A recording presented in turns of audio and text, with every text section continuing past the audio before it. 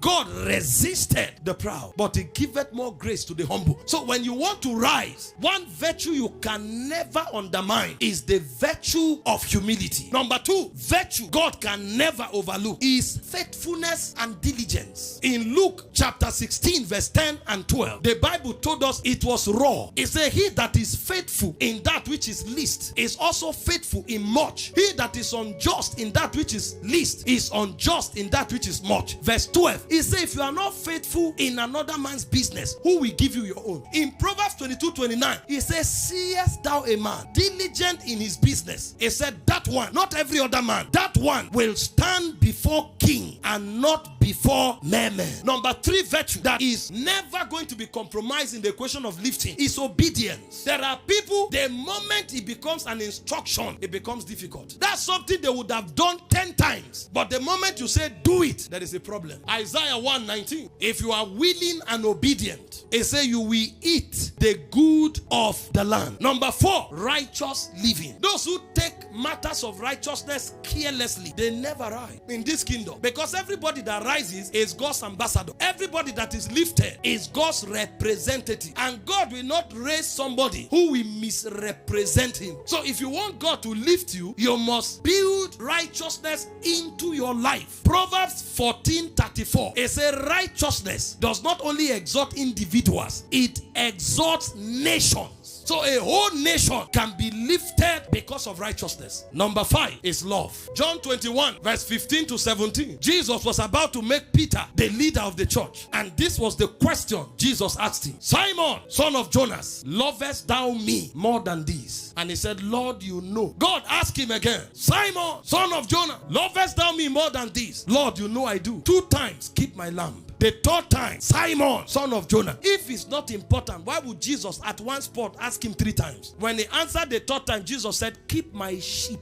Keep my lamb, keep my lamb, keep my sheep. You know why you will not change your mind? It's because you love Jesus. The second precursor for lifting in the kingdom are virtues. Number 3, precursor of lifting in the kingdom is encounters. Nobody rises in this kingdom without encounters. Some may be spectacular, others may not be, but you must have a spiritual encounter. I have studied the Bible, I have read the stories of men. Very few of them rose without encounters. You must have an encounter, either with the word, or with one who represents God, or with the Lord himself, or with an angelic entity. But something spiritual must happen for you to be lifted. 2 things make for encounters. One is God's sovereignty. He can choose to bring you an encounter, but